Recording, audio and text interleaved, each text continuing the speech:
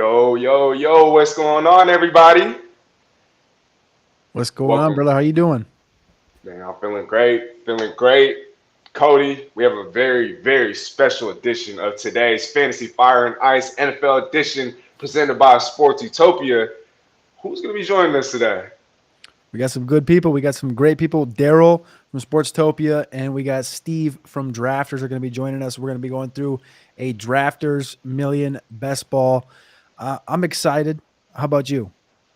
Man, I'm just as excited, if not more excited. I can't wait. Let's get right into it, right? Shall we? Let's do it. All right. Are we going to be sharing? Are we going to be sharing a screen? Oh, there's Daryl. Daryl joined us. Daryl, how you doing? I'm doing awesome, Cody. How are you? How are you, Steezy? Man, I'm feeling great, blessed by the best. Happy to be here. Daryl, how you doing? It's a beautiful day in the neighborhood. I'm excited to draft what I think will be a pretty hard team to beat by some of the other 111,000 that may enter, but we'll see. Time will tell, huh? Oh, man. Yeah, I can tell by the view behind you. I mean, oof, I wish I could be over there right now. The marine layer is melting off. We've had a pretty gray and wet Southern California whole season. Normally have May gray, June gloom. I mean, we had a hurricane turned into tropical storm, which hardly never happens. But today, September 1st, it's a beautiful day. Damn All right. right. So I'm just working on sharing the screen right now. See if producer Keith can pop that thing up on the screen, and then we'll get going. There's currently 6 open spots in this Drafters Million. If you guys want to jump in. We might want to wait for Steve if he's, Okay. Are we waiting? yeah, Okay, we'll that's wait for why I him to pop said in first. so we can all four get in. And I'm sure Okay. I know there's going to be some people out watching trying to get in. So about the time we try to do it, if there's only 4 or 6, it could be. Okay. We'll We'll wait. watch that to see, but let's see if Keith can bring Steve in here, and then we will be ready to rumble. But thank you for having me. Most Man, of definitely. course. Steezy, how many of these have you done any of these Drafters best balls yet? Man, like Ed said before the show, I'm a novice, but I played around with it a little bit, trying to, I guess, immerse myself as much as I can, especially in advance of today's show. And with our special guest that's going to be on in just a little bit, I mean, I'm going to have to, right? Daryl, do you mind sharing a little bit of information on our special guest? No, it's Steve. He's a good friend. He's the owner of Drafters. He is the owner of Super Draft as well, and he's excited. I hadn't realized until I started to have a conversation with Steve of the uniqueness of the best ball. It's a $2 million best ball, 300,000 on top, and what Steve tried to create there was a more of a balanced contest, right? Of which right now I had to understand what the word overlay meant. I kept hearing people talk about overlay. What's overlay, right? Overlay is when you like look at a tournament like this best ball and it has 111,000 potential entries, right? It's a max 150. You can play one, you can play however many you want. Um, and it's projected to be maybe 70 to 80% full, which means you're playing with some of the house's money, which people talk about, right? But even if you don't, Cody talked about there was a tournament that filled up last year that had overlay up until the last couple of days. Um, there's a lot less entries. 111,000 may sound like a lot, but if you look at some of these other best ball formats, they're a 500,000 or more, right? And the other ones that I've seen, the main ones that are advertised to be multi-million-dollar contests, they're they're more of a you have to defeat the first 12 people you draft with to move on, right? And then the next week you have to defeat that group and that group and that group. And although the prizes at the top of those are very attractive, it's it's much more difficult. I like a format where there's no playoff, it's the whole season. You still have to have a lot of things go right. And Steve, I think he created a pretty fair, whether it's just $20 entry for the 2 million or there's a $3 that I believe has a $30,000 top prize, which, is very attractive, right? $3 into 30,000. I'll sign up for that. What about you guys? Yeah, that one looks like it's got about 15,000 entries left. There's 59,000 out of 74,000. So that one looks like that's definitely going to be filled up before the season starts. And like you said, $3 into 30,000. It's going to be hard to get really kind of a better bet than. I'm going to do a couple of them. I've already done a couple of them this summer. So it's not many times in the world can you turn $3 into 30,000. We'll just put it that way. That's Man, almost sounds too good to be true. yeah. I mean, I'll be honest. I played fantasy for since the late '90s, and on the internet since DraftKings and FanDuel. I started to hear about these best ball tournaments last year. Right, there was a buzz about them. This is the first time I've ever been involved, and the excitement of the season starting. Right, and then you're just like, I have 11 entries into the. This will be my 12th into the $20. Right, and when you play multiple entries like that, you want to get diversity, right? I mean, if you're in Of love with a course. certain player, a lot of people, I know they like to play this to root for their team, right?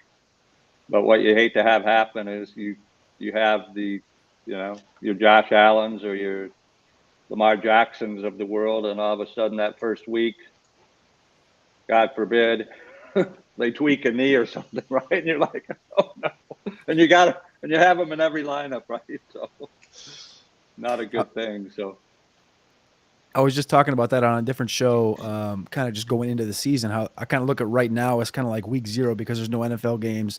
And I feel like we got through the whole training camp without any big injuries. Like we got some people with tweaked hamstrings, turf toe, and things like this, but we haven't lost anybody to the big ACLs or anything like that. It doesn't seem like as Oh, far as being fantasy relevant. So I'm just like crossing my fingers and we can make it through a couple of weeks and we can, but it happens every year, but hey, Cody, keep crossing those fingers. I'm gonna keep knocking on wood. So hopefully the little double helps out. But that only tells me if there has been any injuries yet, then it's only a matter of time. And so I'm hoping come week 1 there isn't something crazy that happens to one of your players, one of my players. I mean, shoot, it's almost like speaking into existence. But then again, it is part of the game. So, well, oof. before we came on the air, Cody, you talked about it.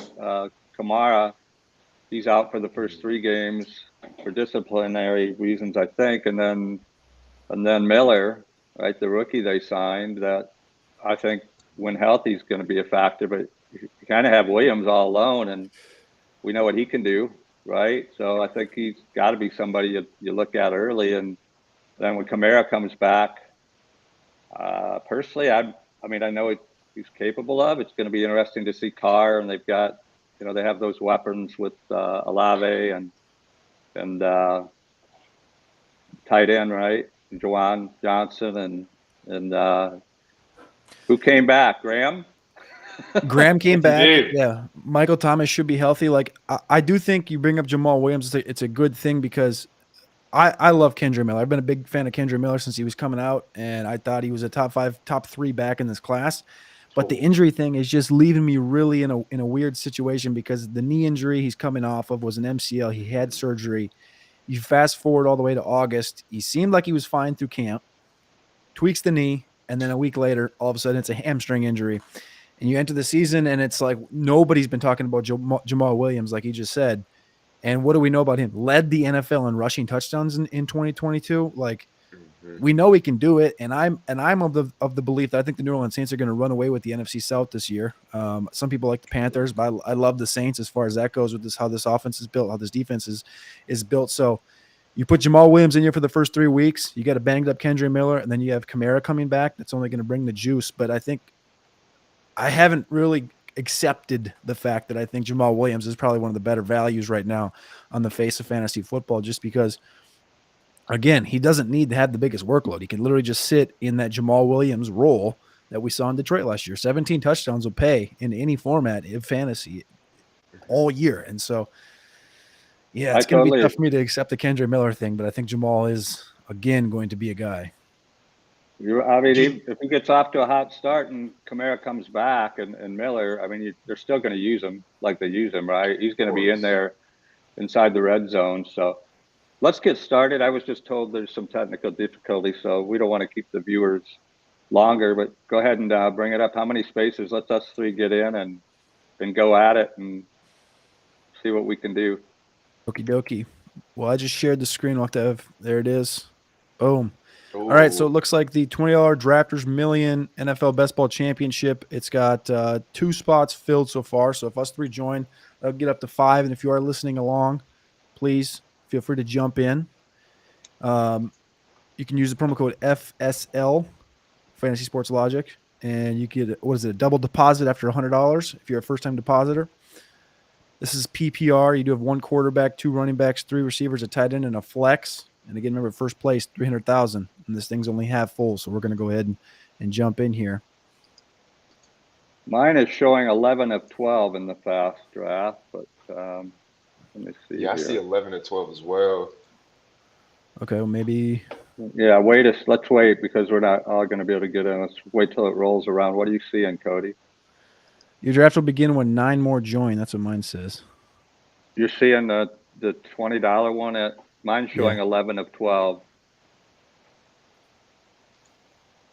What's yours showing, Steezy? I see 11 out of 12 as well. Yeah, so let's wait until that rolls around. All unregistered. Okay, now I see it. I have 3 of 12. I'm going to jump in. All right. Actually, on my end of things, bad news because it's telling me that players from Washington State can't join. Are you Washington State? Yes, sir, I am. Well, you're going to have to just probably comment then. Okay. Wow, I did not think. Oh, shoot. I didn't think. Wow. Okay. Sheesh. Right. I didn't realize that when you came in. Yeah, that is something where you do want to let people know is certain areas that. Yes, so to the audience out there, for anybody that resides in Seattle, Washington State, I don't know too many that probably will be, but yeah, that's something we definitely got to either figure out or work around somehow, some way. Because, ooh. Are you in, Cody? Yes, I am in. Says we're waiting on. Yeah, I'm showing 10 of 12, so.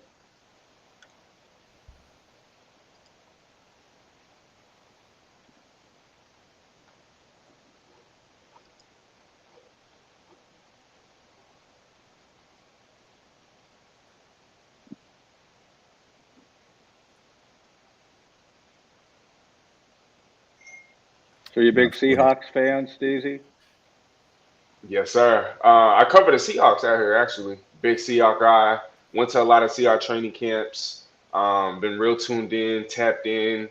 Got a couple of relationships with the players and whatnot. And so I'm super, super plugged in with the Seahawks. Ask me anything Seahawks, I got you.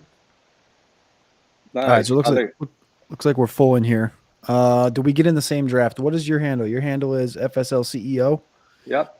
Okay, sounds good. So we got in here. Daryl is at the 1 spot. I am at the 4 spot. Steezy, I'm going to defer to you to be the host here for keeping us along here. So me and Daryl could definitely get our strategy straight in here. But No doubt. Daryl, you're kicking us off at the 1 hole. It looks like we got about a minute. What is it? A minute until this thing actually starts? This will be my 12th draft, and I think I have Jefferson 1 time, so you can't go wrong with him. I'll let the cat out of the bag. That's probably not a surprise to anybody. I know he's not a Seahawk, and Steezy probably wants me to take Metcalf, but I'm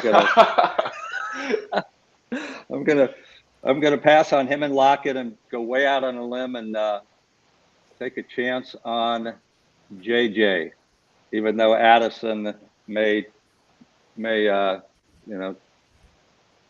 get into him a little bit, but we know Addison's fast. He was clocked at about 180, wasn't he? Well, actually, I think there was a knock on his 40 time because he ran like, what was it, in the 4.5s? We're talking the car. He got arrested for speeding. We're talking about the Ferrari. The speeding ticket.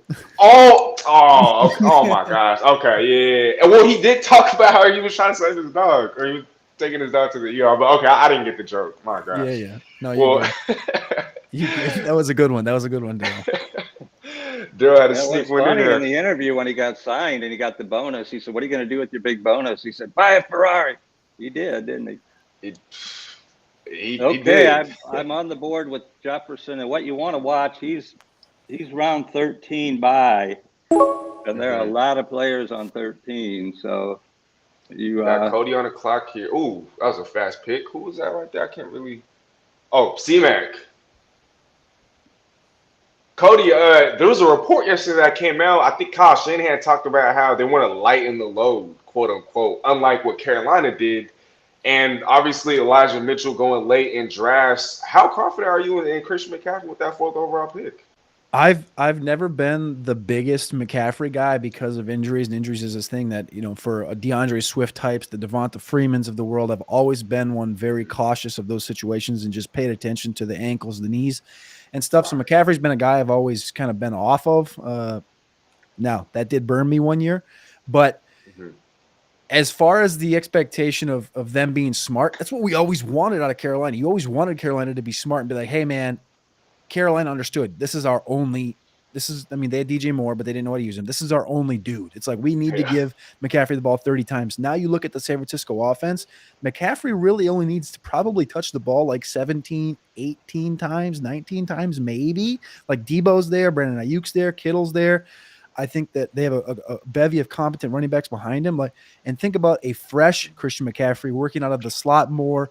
You can use him as an H back. You can use him literally everywhere. Even you put him out there in as the quarterback sometimes and let him run the ball. Like there's just so many different dimensions I think you can use him in that I'm not worried. He's definitely going to score his touchdowns. He's definitely going to catch his passes.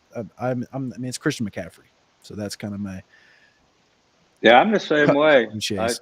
yeah, I haven't drafted him yet, yeah, but I haven't been. I've been either first, that was the second time, or all the way back at 9, 10, 11, or 12, and he's not around then. But you got Elijah Mitchell right back there, and like you say, they'll pull Debo into the backfield, so he's obviously proven he can do some great things.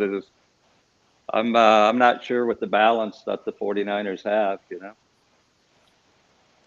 Well, one thing's for certain, Christian McCaffrey's hyper efficient. So no matter how many touches he gets, I mean, he's going to be efficient with his touches. I know he's going to score the most of the touchdowns over there. So great pick there. I'm looking at who's that in the ninth overall pick? Austin Eckler, ninth overall. Talk about massive value. They just picked up Jalen Waddle with their next pick. This draft is moving fast. Daryl, I wanted to ask you. I know it was obvious, right, that Justin Jefferson was the first overall pick, but was there anybody else in consideration? No. I mean, I just No, no, think no. he's just the guy, right? That he's gonna if you He's have just a the guy. chance on him and the season plays out with him the way you think it will, you're gonna say, why didn't you get out? Who are you gonna take a chance on instead? I mean, I know Hill with what Wilson's hurt now or something, he probably will get a lot of targets for Miami. But who do you trust more, Mhm. Tagliabue or um, or Cousins going after? Let me see what I want to do here. Oh, and Cody, you took Devontae Smith. Yes, sir. I got to get a wide receiver on the board here, and Devonta's the highest on my board, so I went and added him. I don't generally like. I mean, in quotes. So AJ Brown says that both of these guys are wide receiver ones. Right. Whatever. I still look at Devonta Smith as a wide receiver two. I don't usually like to have a team that starts with a wide receiver two as my wide receiver one, if that makes sense. But I do respect the Same here. talent. It's his best ball, and I think I'm going to have enough wide receivers. It doesn't really matter. So I'm okay with it. Okay. And then we got Daryl over here with this back-to-back. Najee I love Harris, that start. I love that start. bottom of the second round. So we have Justin Jefferson, we have Najee Harris, Darren Waller.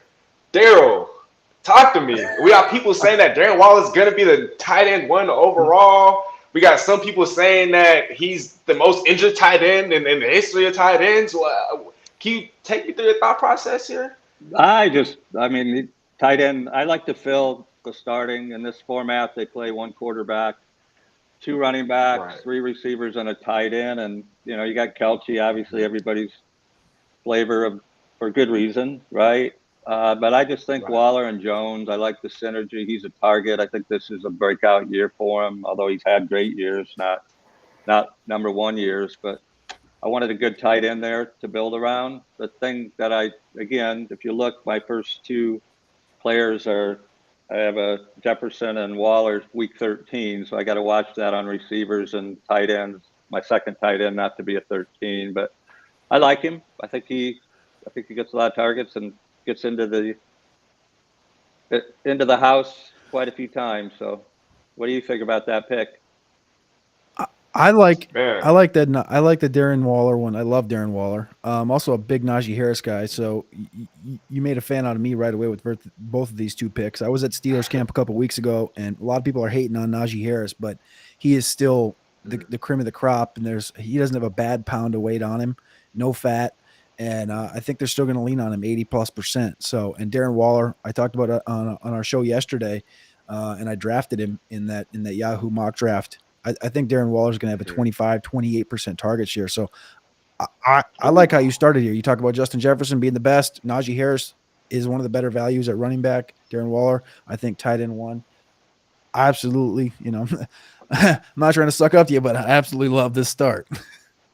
Thank you. Yeah, Najee Harris, I'm a big Notre Dame fan. I grew up by there. I didn't go to the university, but I remember Najee Harris. There's a picture of him totally leaping a defensive back. I don't know if you remember that in the bowl game where he went over a Notre Dame back, and the guy he's talented. I think he's been maybe a little nicked up so far. I think if he's healthy this year, I really think he could with Pickens. I think he'll get some shots out of the backfield and definitely get the ball around the goal line. So I like him as a guy that's going to get a lot of volume. The one guy. well, I fellas, want to ask you this question, Steezy or Daryl, either one of you. Cooper Kupp yesterday came out that he's day to day or week to week or whatever, and we moved him down our rankings, or over at Roster Watch, our best ball in our seasonal rankings. We moved him down to be like a mid-second round pick. He goes off the board 7 here. Generally, like I mentioned before, I'm worried about the guys with the lower body injuries. Are you guys worried at all about Cooper Kupp? man, I'm worried, Cody.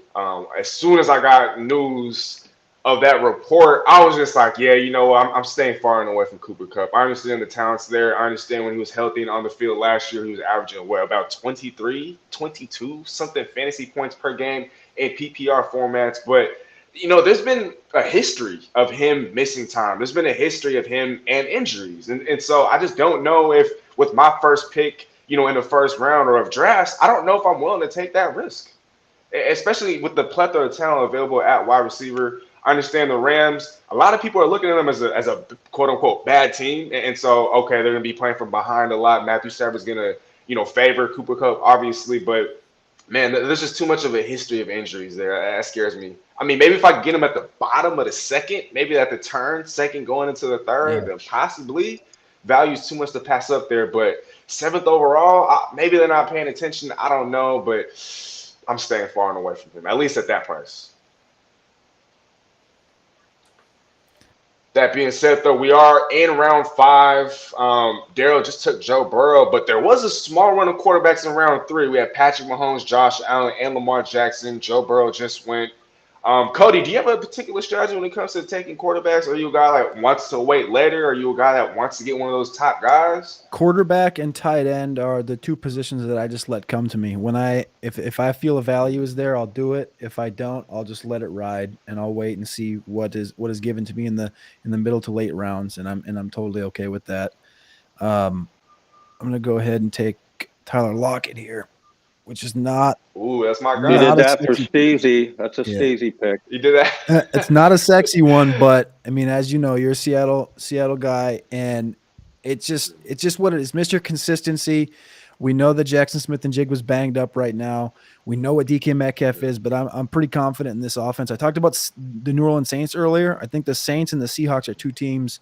I haven't been able to figure out which one I trust more, but I think one of these guys is going to be in the NFC Championship this year, and it's going to be because of the receiving corps. Ooh. So Lockett, wow. I'm just going to go ahead and click that button again.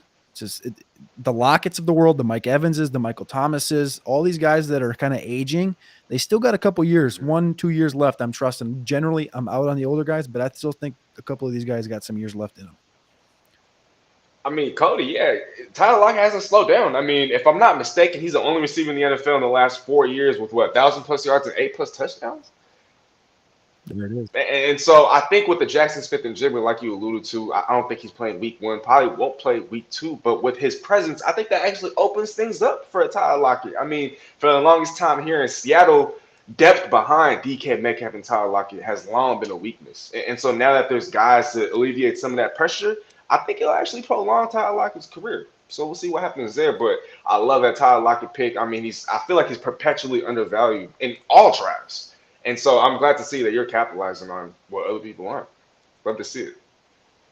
I didn't see any comment on my White pick out of the backfield of those Buccaneers led by Mayfield, which I think you guys went silent. Like I was gonna go higher, but again, I watched the buys, and the other guy I liked was in 13, and I already had 2 guys in 13, and I don't want my core, a whole bye week where 3 of my guys were out. So that led me more to White. What do you think is going to happen with Tampa Bay on that Mayfield-led machine? Well, real quick, I just wanted to say, Daryl, Ken Walker was on the board, but you went with the Buccaneers. So once I saw that, I was just like, you know what? Let's move on to Tyler Lockett. But no. Just wants all the Seahawks back to back to back. Right. At least where they should go.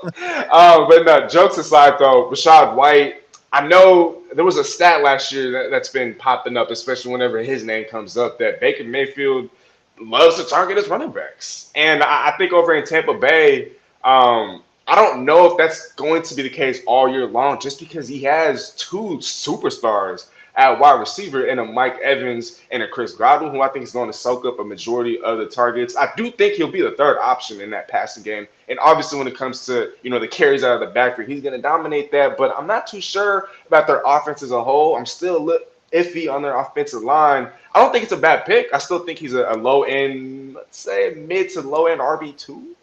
That sounds like it was a bad pick then. Okay, well, let's say it wasn't a terrible pick. Let's just say that. Borderline. It wasn't a terrible borderline.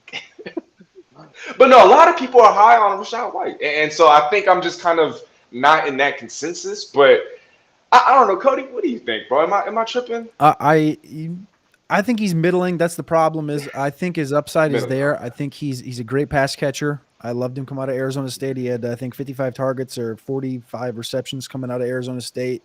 Didn't quite have 200 carries, so we didn't know if he could do the 300-touch bell cow role. But he looks like he's going to be able to be – I'm going to be on the clock here, and then I'll finish that thought. Okay. My boy Mike Evans, I just talked about him. He made it all the way back. Even I was going to grab him. You sniped me on him. There we go. I love to hear it. So, yeah, I think that Rachaad White has the upside to do it. And everybody always talks about, this is a bad offense, bad team. They can't have a running back that's going to do anything. But the thing we do know is these pass catchers, when you have an elite pass catcher in a bad team and they get down 20 and he's still playing, it's dump off central in garbage time. And you end up with an 8, 9, 10, 11, 12 target game. And all of a sudden this guy is finishing top 10 in fantasy points in a given week. And I think Rachaad White's that guy. The only thing I'm worried about is Sean Tucker is an immense talent. He's a little undersized. He's a rookie. He's got some hurdles to overcome, including some health stuff. But if the health stuff is there and he's picking up the playbook easy, I think Sean Tucker could definitely push for some work there. I'm less. Oh, then you go ahead and take Michael Thomas. Michael. Nice work. That was the next pick. I was going to wrap and take Michael Thomas. Now I got to think. You took Evans, so I had to pay you back. But that's kind of my thoughts on Rachaad. I like him a lot. I just now I got to collect my thoughts here on this Michael Thomas snipe for snipe. I like it. All right. Snipe for snipe. Okay. JSN just went. Love that pick. Don't gotta ask me about that. Daryl, how you feeling about your team so far? Well, other than back-to-back receivers. I mean, I know I wanted Fournette, but he wasn't there, so I had to go with White. You guys just made fun of me, but other than that, I think that I feel good. I'm balanced on buys that you got to again watch. I got Thomas and Pittman on week 11, Jefferson 13. So I'm going to have to add a couple more receivers that aren't 11 or 13, or you end up in a problem there. I feel good. I think Cody's probably, depending on McCaffrey, we talked about that. I love Devontae Smith, Atanye, Mixon, Lockett. I'm not Mixon without Perrine. Who's the guy? Chase Brown and Chase Brown. Chris Evans. Yeah. So I think Mixon's going to get the bulk. He's kind of the same. You got to watch his health, right? But he's definitely a workhorse. And hopefully all his touchdowns are short passes out of the backfield from Burrows, my boy, which I'll be happy with. I just thought that was a good value there. I really haven't drafted a lot of Mixon, and generally I would have went wide receiver there, but with Mixon falling, I was like, all right, join the squad. And not to give away my strategy, but I'm probably not going to draft a running back for a little while due to taking those 3 that early. So, yeah, I wasn't the most excited to take him, but I also did have 2 week 9 guys in McCaffrey and ETN. It does give me a little bit of strength, at least to have somebody during that 1 week of missing the 2 top dogs. Is that how you pronounce it, ETN? I always say Atanye, or like that fashion brand, right? I like that. I like Atanye. I like Atanye sounds foreign. It does sound like that actually does sound like a good clothing brand. It does. Hey, Daryl, you might have just given me an idea. Oh, shoot. Atanye, I like that. Hey, we might have to clip that. I like that. I've never heard anybody say that, but I like it. But there's a guy here on the board that's still available, wide receiver. There was a report that came out yesterday. Don't say it until after Cody drafts. Don't say his name. Until after Cody drafts? Okay. But I do want to let y'all know and tuned in. There's a receiver on the board that let me guess who it is, Steezy. It's the 3rd wide receiver for Seattle. Well, the 3rd wide receiver for Seattle actually went, what was it, last round. So, but good try, though. Good guess, Daryl. No, it's actually, he just went, so I'm going to reveal his name. But Sky Moore, anybody? Yep. You guys high on him? Yep. Would you have taken him, Cody, if he lasted? Yep. Yeah. I seen this report yesterday. What were you going to say? I was going to say that was the top guy in my rankings, and I was literally it was between him and Zay in the last pick. And I just went with Zay because I think there's more upside there because there's less, I think, high-end talent to compete with. I know Odell Beckham's there. I'm not really worried about Rashad Bateman, but I think Mark Andrews opens up the field for Zay Flowers. But I think in the inverse, when you look at Kansas City, Sky Moore, I think, is the guy that probably leads this team in targets outside of Travis Kelce. I just know that there's so much more talent there that they like that in best ball, it tugs on me because I want the upside, and Zay, I think, gives me a little more upside. That's kind of why I went there. But no doubt. I think Sky Moore probably the safer guy as far as floor, but hey, just like you, brother. I mean, I'm all for upside, especially once we get into the later rounds. But Sky Moore, I think he'll be steady, but alluding or going back to what you said, I mean, I just think that in Kansas City, there's more potential, there's more upside in a Justin Ross, like in a Rashee Rice late. But Sky Moore, I mean, I think if the value's there, is definitely a guy I'm also keeping my eye on. Just because last year in the slot, Juju Smith-Schuster, when he was there, I know he didn't crack 1,000 yards, but he definitely had a role, definitely had a couple of monster games throughout the season. And going back to what I said earlier, there was this report that Sky Moore, I think it's the Chiefs GM, he talked about how he expects, or he has high expectations for a Sky Moore, and that to begin the season, Justin Ross, Rashee Rice, those guys are going to be package players. So we'll see what happens there. But yeah, I mean, whoever took him was the 11th overall dude. They ended up taking Sky Moore. So great pick for them. Daryl just took OBJ. Speaking of OBJ, he went there. AJ Dillon. Well, Cody's on the clock now. I'm a little late, but I think AJ Dillon on the 9th round is a steal. Daryl, how you feeling about AJ Dillon? I'm a Packer fan at heart, and not like I am a San Francisco Giants baseball fan. But I think with Love and Jones, if Jones and Dillon are on the board together, I'd take Dillon. I like him out of the backfield. I think his legs are fresher. Jones seems to get nicked up again a little bit lately. So I like that. I was going to ask this guy more. What do you think about James? You think he'll? I know he's still on the board, so somebody might grab him. But I think he's going to. Oh, Richie James? Yeah, for the Chiefs, the receiver that they picked up, wasn't he from the Giants? Yes, yes. I think with the Richie James, he had a couple of nice games with the Giants last year. I think there were a couple of games in which he was the number one, and the stats aren't going to show it, but I think he's definitely an intriguing option. Definitely a guy that I'd like to take a flyer on. Until we know who Patrick Mahomes' preferred target after Travis Kelce is, for the time being, I'm taking shots on all these guys however I can. Like I have a lot of shares of Justin Ross. I have a lot of shares of Rasheed Rice. I have a few shares of Scott Moore. And then now that you bring up Richie James, I have a couple of drafts this weekend. Definitely got him in a target. If not in the last round, then definitely somewhere in there. But there's always a lot of potential, especially when you're catching passes from the best offensive football, from the best quarterback in football, from the best coach in football. And so I like Richie James, but there's definitely talent above him that I like a little bit more. But like I said, I'll take a flyer on him late in the rounds. I want to ask Cody about Richardson. He seems to be either real high or real low. I love his running. I mean, you don't have the back there, right? Taylor. And Yep. so what do you have? You have a couple of guys, Hall and the other guy, but I think Richardson takes off and runs more, right? Without Taylor there. I'm like, if you got Pittman out there and Pierce, right, as receivers, and you got a tight end with Jelani Woods. I know he's nicked up a little bit, but I like him. I think that he's, I call him a QB RB2, right, or RB1. Bingo. I love him. I think he's the most athletic quarterback to ever come out in the draft ever. That's on playerprofiler.com. You can go check that out in the athleticism scores and stuff. But as far as fantasy football goes, and you're playing one quarterback leagues, you want that Konami King, that guy that can run the ball. And last year we saw what Justin Fields did. Even with some inefficiencies in the passing game, he still was able to surpass 1,000 yards on the ground.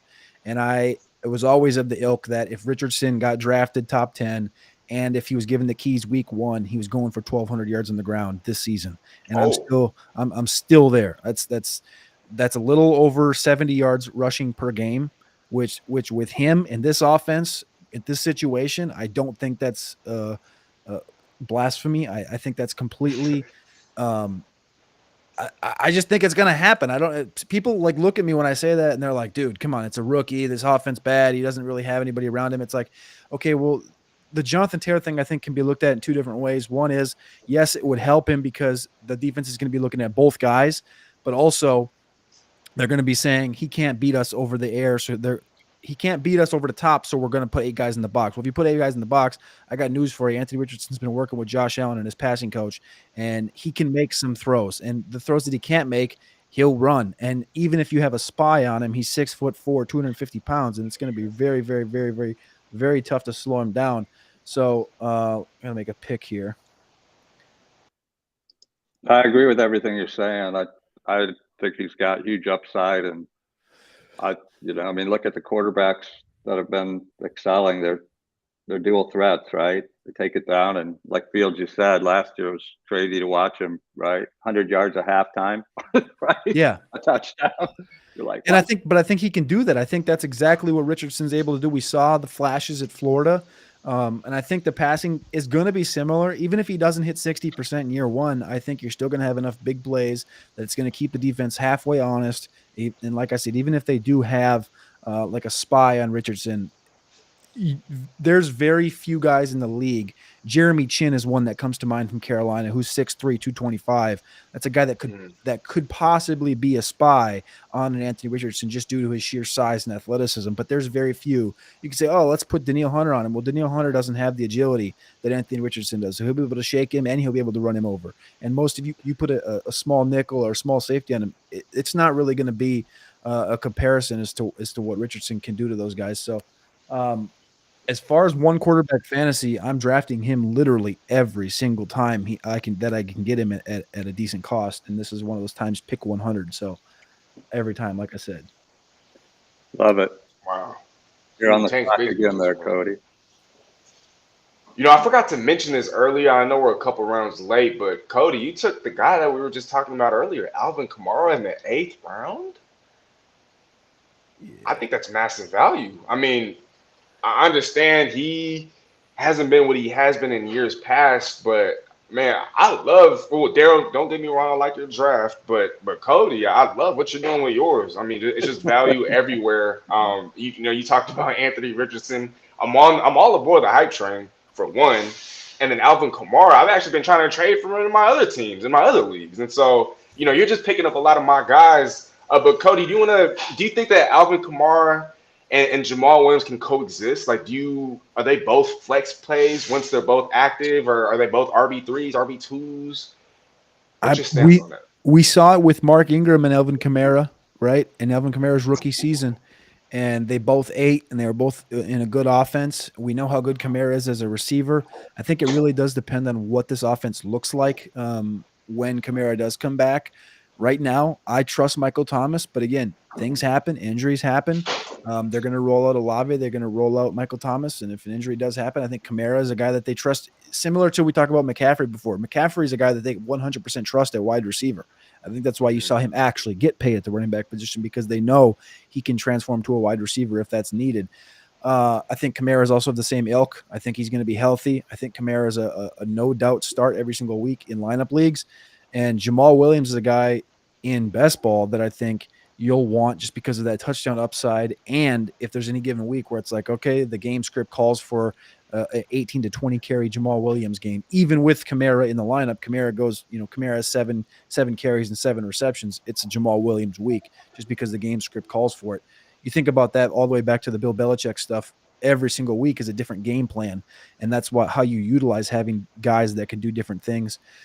Now, again, we still got Kendre Miller in the fold. If Kendre is actually healthy, that could nuke both parties, because he can catch the ball to the backfield, and he's a good between the tackle grinder as well.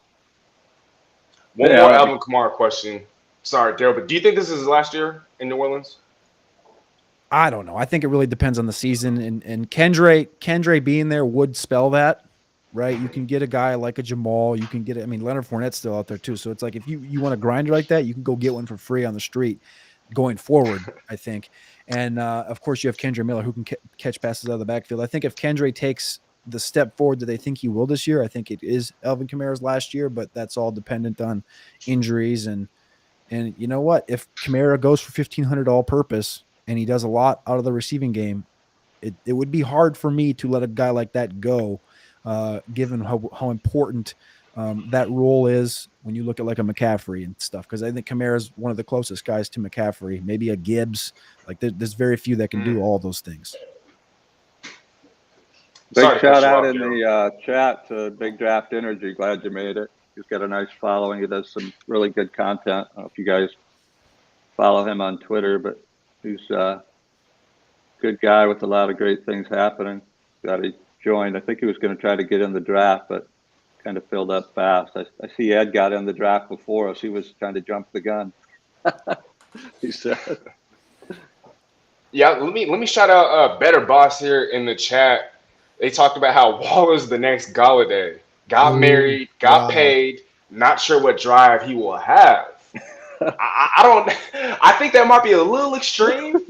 He's obviously never been married before, because that is more drive because the money disappears faster. So. My gosh. Well, I mean, Daryl, does that scare you just a little bit, or do you have conviction in that pick of yours? No. I think if anything, it's motivation. I mean, and it settles you down if you're a single guy out at that life, right? I mean, women all over. Not that that's what he was, but you're out in the nightlife. You're married. You're settled down. You're focused. You're thinking about family, right? So I'm the opposite on that. I think it's a settling thing, but one thing for sure, time will tell, right? Time will tell. Yeah, we're going to be able to. I have Laporta to back him up, so I didn't hear any comments on Laporta. I know he's. I think he's the next Hawkinson for that Lions team. But any comments on that? Laporta, I think there's upside with Laporta. I think they have one of the tougher tight end schedules. I think they're bottom 5 as far as the bottom 5, top 5, however you want to look at it, for toughest schedules at the tight end position, coming off of last year's strength of schedule. But when you look at the targets in that offense, it's literally Gibbs and Amon-Ra St. Brown. They got a rookie named Antoine Green, who's kind of a deep threat, but I think that would only enhance the middle of the field opening up. And as important as Amon-Ra is, I think that's only going to allow – Laporte is so much better than James Mitchell and Brock Wright. It's not even funny. So if he can get over the rookie year hurdle and get this playbook down, I don't see how Laporta doesn't excel. Who was your number 1 tight end? You had Waller, Darren right? Waller. Yeah, so I like that. I got the married guy that just said retired Yeah, this year. yeah. He's not going The to play very married well. guy. Yep, I like it. Hey, shout out Big Draft Energy though again in the chat. I like this hashtag, but Laporta supporter. That's a new one. I've yet to hear that one so far. But just to chime in just a little bit, I seen this report a couple of days ago, but they're saying that Laporta has just been, he's been dominating training camp and whatnot, so they could see him being a low end tight end one. I know at the tight end position, as shallow as it is, that's not saying too much. But as far as rookie tight ends, they don't tend to have a whole lot of success in their rookie years, and so I think that's actually a compliment for Sam Laporta and Cody. Like you said, Jameson Williams isn't going to be there for the first 6 games of the season, and so as far as like the receiving pecking order, he's third. And in a high octane offense with a top tier offensive line, a team that a lot of people are expecting to take that next step, I could definitely see Sam Laporta emerging. I don't see 1,000 yards, but I definitely see anywhere from 700 to 800, maybe 900 yards at his peak. Great value, great pick there. And right before that, Daryl, you took a Kenny Pickett. And last year, what was it? Did he throw for more INTs than he did touchdowns? I'm not entirely sure, but it wasn't the best of rookie years. And so, Daryl, with that pick, I assume that you're expecting him to take the leap. How do you feel about Kenny Pickett going into this season? Yeah, I've watched some of his exhibition results. I think the Steelers, I think they're out to make a statement. That the coach is definitely has that frame of mind. I liked him coming out of Pittsburgh. I think that he, you got Najee, Evan. We already talked about that, right? I think this is a year that he's not a level 1 runner thrower like some of the guys we've talked about, but I think he's going to take off with the ball a little more, feel more confident in the offense. And I saw him there. And again, some of it is because of bye weeks. I can't have, there might have been a better quarterback, but if they're the same bye week as my other quarterback, then I have to take the next best. But that's not a cop out. That's just what really happened. But overall, I like him. I didn't know who the Seattle backup was. Who's the Seattle backup? Oh, at quarterback? Yeah. If you're serious, it is not Drew Lock. Wilson, is it? Oh wait, he's at Denver. Hey, I've moved on. So crack all the Russell Wilson jokes you can, because I'm ready. I wanted to ask you about Thielen. I've seen he's getting targeted. He's a veteran receiver. I know they have some other ones, but it's like he going to go from the Vikings where he got overshadowed by Jefferson and Osborne, and kind of like him to, have a solid year. I don't think he's going to, be super top tier, but what's your thoughts on him going over to Carolina? He's going to get peppered. He's going to get peppered underneath. That's I was at the Panthers camp. I talked about the Steelers one before. I was at the Panthers camp as well. And my takeaway was that I think Bryce Young, everything that they want him to do is within the first 10 yards of the line of scrimmage. Now they do have DJ Chark and they do have Terrace Marshall working with the second platoon, but a lot of that is deep crossers. And DJ Chark, of course, doing what he does best, which is run fades. Other than that, everything's underneath. It's slant and underneath. Now I was thinking about Roshan Johnson there. Everything's underneath though, and a lot of it's going to go to Thielen, and a lot of it's going to go to a guy I'm going to draft in a little bit. So I'm not going to say his name here. Actually, you know what? I'll just take him right here for the hell of it. I'm just going to take him here just so I can talk about him. A lot of them's going to go to Hayden Hurst, and a lot of it's going to go to Thielen. Those are the two guys.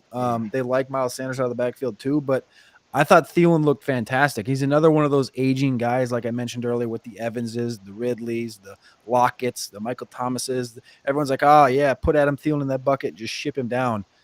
Not so fast. Like Adam Thielen didn't start breaking out in the NFL until he was 25 years old for a multitude of reasons, to go into a small school, et cetera, working on special teams.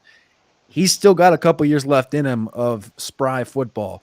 And I think Carolina is going to open that up to him because I think, like I said before, 85% of the work in Carolina is going to be within the first 10 yards of the line of scrimmage. So I like the Thielen pick. I love my Hurst pick. And those are my two favorite players in Carolina this year. Love it, love it. Big draft energy here in the chat. I don't know if they come up with fantasy names for a living, but hooked on a Thielen. I like that one. How do y'all feel about that? Hooked on a Thielen. And then DJ Chark, do. But they do have a question though. Big draft energy. I need to know, how do all you feel about Samaje Perine this season? Very middling.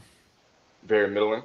Very middling. I trust it, but because I don't fully trust Javonte Williams. I'm scared off of the J.K. Dobbins situation. Remember, J.K. came back early last year, and then he missed a bunch of time, and then he came back again late. That's when he looked good.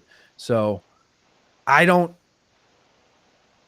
hope Javonte's 100%, though, he's talking like he is, but I think Samaje is probably going to be the guy that gets a little bit of lean, and they want to run the football. So he could be Daryl brought up Jamal Williams before the show. I think Samaje might be the bucket. It's like Samaje and Jamal Williams, and nobody's like, I don't want to draft these guys, but we should be drafting these guys. That's what it feels like. Yeah, especially at the He beginning of the definitely season. filled in with Cincinnati. I mean, when Mixon, right? I think he was a part of. I know at least one Millie Maker winner where somebody had him, and maybe two, Really? right? Yeah, I think with the Perine, I mean, especially with his ability to catch passes out of the backfield, he's a veteran. He's performed, when given the opportunity. And, Cody, like you were talking about, 100% or not, Javonte Williams isn't going to get a full workload. Come the first month of the season. Yeah, he looked decent, in preseason, was catching a bunch of passes, was targeted a lot. But I think with the Denver Broncos and, what they want to do, I'm actually a little higher on Samaje Perine. I think that, with the Sean Payton back there, I mean, he's had Alvin Kamara in the past. He's had pass catching backs that he's worked with. And so I think with the Russ Wilson, he's never been known as a dump off sort of guy. But I think with the way that he wants to evolve his game, Samaje Perine will be heavily involved, especially in the first month of the season. And so I hope that answers your question.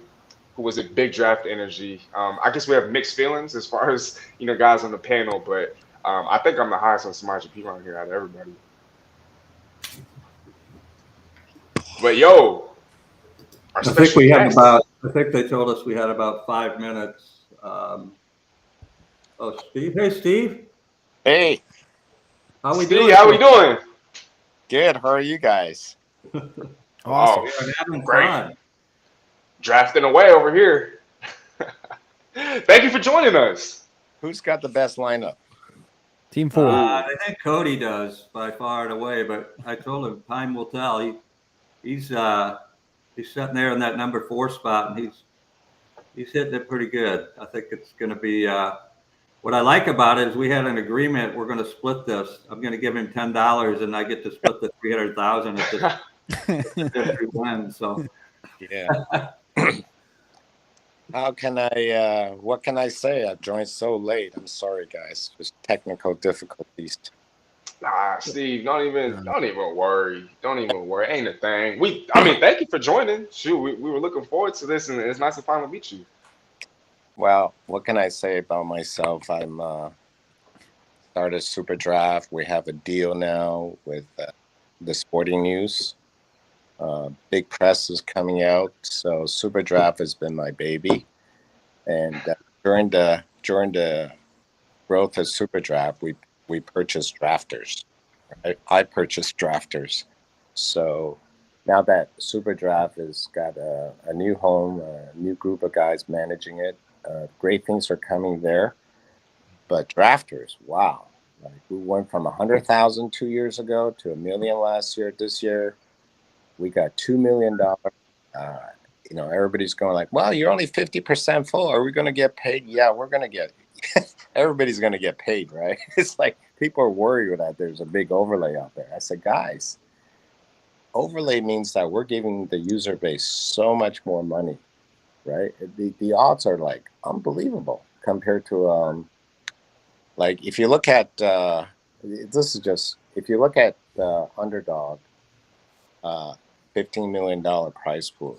Third place pays 300 grand, and you're fighting with 600,000 entries, right? 600,000 entries. And if you finish third on underdog against 600,000 entries, you're basically competing with probably 80,000 entries on drafters by the time it's all said and done. And the payout, it's about the same because we pay 300K to first place, right? So think about that. And then DraftKings has got a $10 entry. They're paying out 300 grand in fourth place. But you're fighting 1 million entries over there. So think about the odds. It's just unbelievable. Like a lot of people really don't understand the drafter return on investment. So I'm excited to see how many people really figured it out by next Thursday and come on. You know, we're building still. So I'm just kind of like, okay, it's almost like giving out $300,000 bonus to the users that joined the million too. It's just 300,000. Here you go, guys. It's extra money for all the guys that cash, right? So Can't go wrong with that. Before you came on, Cody was saying last year there was, I think, underdog kind of overlay, you know, with a couple of days to go, and everybody rushed in and it filled up. So that could happen here. I know there's a lot of talk about the different format, right? What you just shared, you know, this is season long. There's 300,000 up top, and right now it's a little over half full. So I think people are going to be sitting around on Labor Day, right, and probably drafting to their heart's desire, trying to get in there. But we'll see what that ends up doing. I'm glad that you made it. You don't have to worry about stacking for the last 17th week, right? Whereas if you don't have the right mix of players that's relevant in the 16, 17 week, you're out on. Whereas on drafters, you don't. It's cumulative total for the whole season. So I don't know. If I was playing, which I'm not allowed to play. But if I was playing, I just say, wow.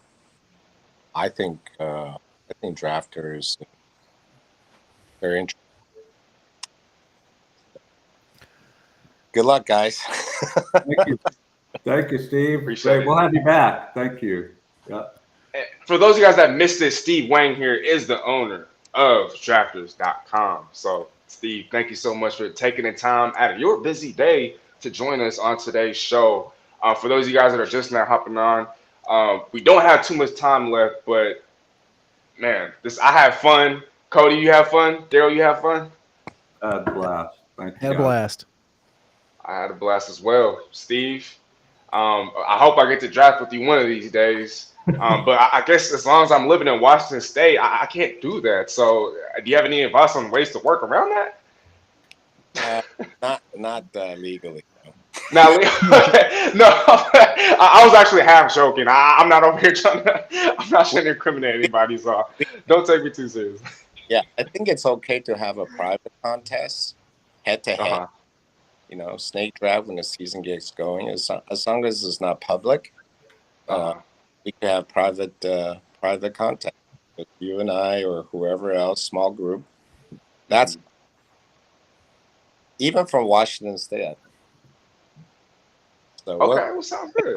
But we'll I'd love to chat and get to know as many people that are in this business as I can. So sounds like a plan. Thanks, guys, for. Thank you, guys. Yep. Yep. Thank you, Steve. Take care. Thanks, Steve.